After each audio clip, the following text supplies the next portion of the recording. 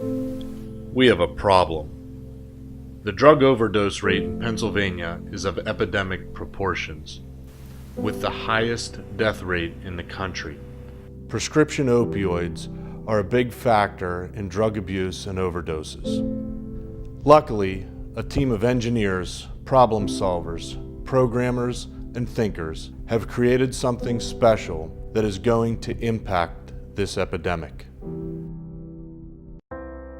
Hello, my name is Mr. Hausman, and I am the faculty advisor to the South Fayette Student STEM team. We made LockRX. So the issue we found with a traditional pill bottle is that everybody has access to it. The child-proof, or lack thereof, can't stop somebody from trying to access those medications. By creating a lockable device, we can eliminate the threat of those pills getting into the hands of our young people and therefore combat the opioid epidemic as we see it today. We're trying to stop the addictions from starting in the first place by making a timed, locked pill dispenser that keeps the pills secure so that only the person prescribed can use them, and that they can only use them at the time that the doctor prescribes the dose. So we started off with a square design, and we thought that was the way to go. The pills would have to come out of a square. But after some testing, we found out it's probably one of the hardest shapes to work with and decided to move towards a more circular design. And the students were generating a number of ideas with that particular design. At one point,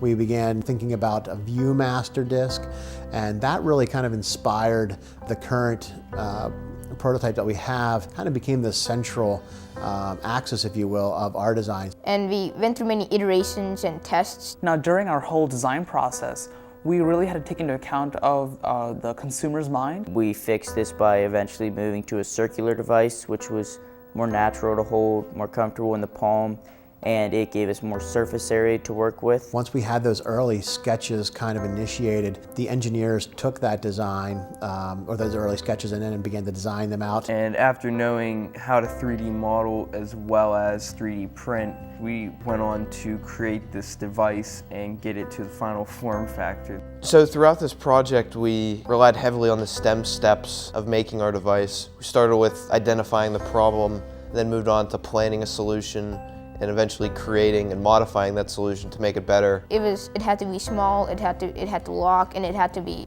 durable, so no one can just open it. And that's when LockRX was born.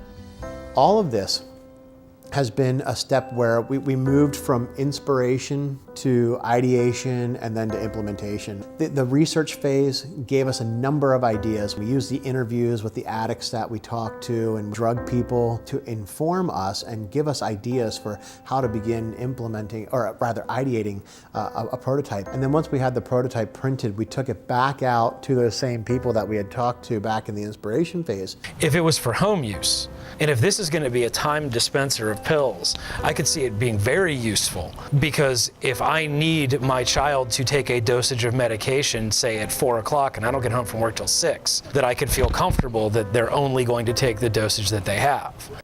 I think they were pretty impressed to see what we had accomplished and see that something that nobody had ever heard of was being worked on, especially by high school kids. And we wanted to have it function enough that people could understand what it would eventually do. We thought initially you could unlock it once you put your fingerprint down. And once that occurs, you could rotate it by hand to the next pill and dispense it outward through a button. One of the biggest difficulties we had was security. We had to balance out size because we couldn't have too big of a lock, and if it was too small, it might not be secure. What we came up with was thinking of a quarter turning mount so that the device would be able to lock together using very little space on the outer rim, and that freed up a lot of room for us to begin playing around with motors on the inside. So going from mechanical to programming was a big leap. I knew Arduino, but biometric scanner was an entirely different front. We then brought in some electrical engineers that helped us think through some of the issues that were raised. We had many people that helped us along the way to reach where we are now, and one of the people was Mr. Nick Anthony. We also spoke with Dr. Andrea Galen of Johns Hopkins University. We then spoke with Representative Jason Ortite. He is willing to take the device before the House and have them vote on possibly mandating implementation of this device. If we could save just one person, this product is worth our efforts and it's worth our time to pursue it. We need a product like LockRX to secure these products so that others can't get addicted.